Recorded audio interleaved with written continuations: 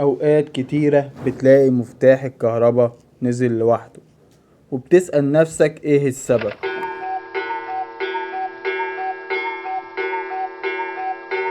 السر في المفتاح بيحاول ينقذك، وده أكبر خطر ممكن يحصل بسبب كهرباء.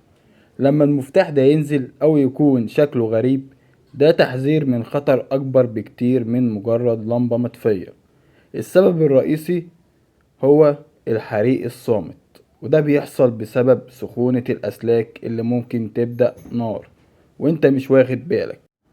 السخونة دي غالبا بتكون بسبب حمل زايد أو تربيط مش كويس للأسلاك على المفتاح. الشرار اللي بيطلع ممكن يولع في أي لحظة.